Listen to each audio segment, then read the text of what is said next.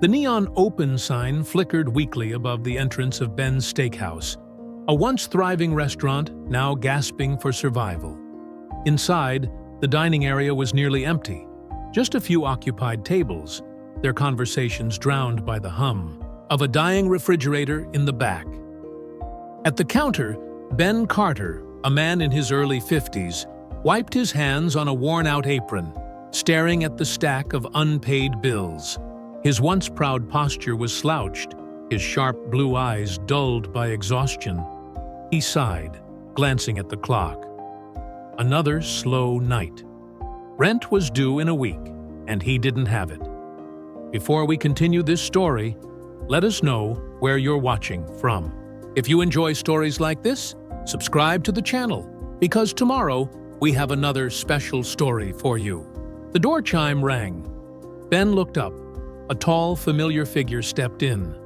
Broad shoulders, signature suit, unmistakable confidence.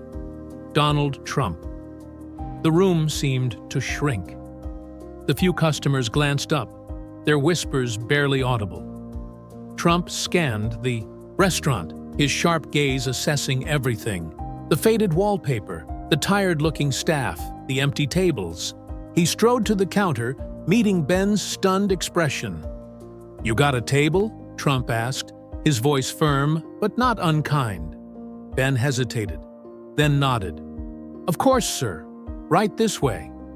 As he led Trump to a corner booth, his hands felt clammy. Of all the nights for Trump to walk in, why tonight? The weight of the moment settled in. Because tonight wasn't just another bad night for the restaurant. Tonight was the night everything would change. Ben set the menu on the table, but Trump didn't even glance at it. Instead, he folded his hands, staring at the near-empty restaurant. "How bad is it?" Trump asked. Ben tensed. He should have known. A businessman like Trump didn't waste time. Ben exhaled. "Bad." His voice was hoarse. "I've had this place for 20 years, but these last few, it's been a disaster."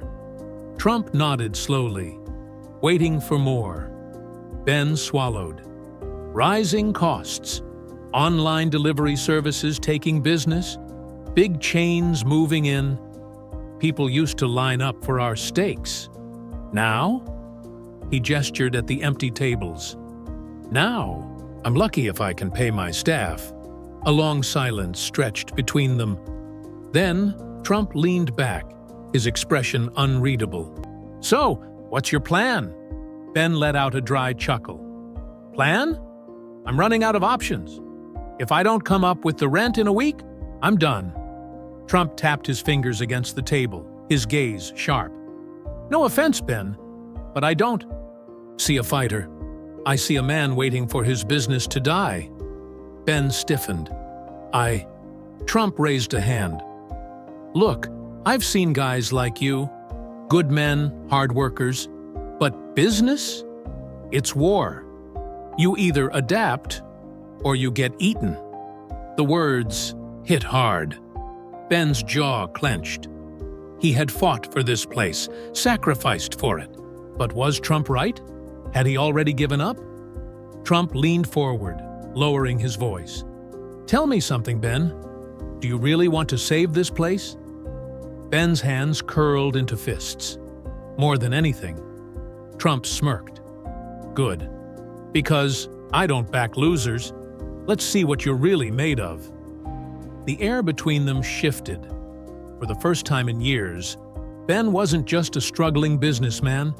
He was a man about to fight for his legacy. The weight of Trump's words hung in the air. Ben wasn't sure if this was an opportunity or just another reminder of how far he had fallen. "So, what do I do?" Ben asked, voice tight. Trump smirked, adjusting his tie. "First, you stop thinking like a restaurant owner. Start thinking like a businessman." Ben furrowed his brow. "What's the difference?" Trump leaned forward. "You're emotional about this place. That's your first problem." He gestured toward the empty restaurant. "A businessman looks at numbers, trends, competition. You're sitting in a sinking ship, hoping it doesn't go under. Ben's stomach twisted, but he stayed silent. "How much is your rent?" Trump asked. $15,000 a month? Trump nodded. "And how much are you bringing in?" Ben sighed. "Not even half of that." Trump shook his head. "Disaster. You're running a steakhouse, but I bet you haven't changed the menu in years. Am I right?" Ben hesitated, then nodded. "People used to love our steaks. We didn't. Need to change." Trump raised an eyebrow. "And now?" Ben clenched his jaw. "Now? They don't come anymore." Trump snapped his fingers. "Exactly. You got comfortable. Business doesn't care about nostalgia, Ben. It cares about what works." Ben swallowed hard. "So what? I just scrap everything? Reinvent myself overnight?" Trump smirked. "That's exactly what you do." Ben exhaled, shaking his head. "I don't know if I can." Trump leaned back, arms crossed. "Then you've already lost." The words stung. Trump stood up, buttoning his jacket. "But if you're serious, if you really want to save this place, I'll make you a deal." Ben's heart pounded. "What kind of deal?" Trump glanced at his watch. "You have 48 hours to come up with a new strategy, a new menu, a new vision, something that actually works." He met Ben's gaze. "You do that, and I'll give you the investment you need." Ben's breath caught. "Wait, you're serious?" Trump smirked. "I don't joke about business." Ben's hands trembled slightly. He had thought this was the end. Now, he had one last shot. One chance to prove he wasn't done yet. The final 48 hours had been a whirlwind. Ben worked tirelessly, refining recipes, restructuring costs, and reaching out to former customers. For the first time in years, he wasn't just waiting for change, he was making it happen. When Trump arrived, the transformation was undeniable. The restaurant felt alive, lights brighter, tables filling, the air rich with the scent of fresh, sizzling dishes. Ben stood tall, holding a newly printed menu. Trump smirked. "You actually pulled it off." Ben handed him the menu. "See for yourself." Trump scanned it. Streamlined options, lower costs, a real business strategy. He glanced up. "What's your bottom line now?" Ben exhaled. "Projected profits up 25% in 6 months." Trump nodded. "Now, that's a business." As customers streamed in, the once empty dining room buzzed. With energy, Trump patted Ben's shoulder. "Keep this up, and I'll be back, as your first investor." Ben's breath hitched. "You mean?" Trump grinned. "I don't invest in failures, but this is a winner." Ben's restaurant wasn't just saved, it was reborn.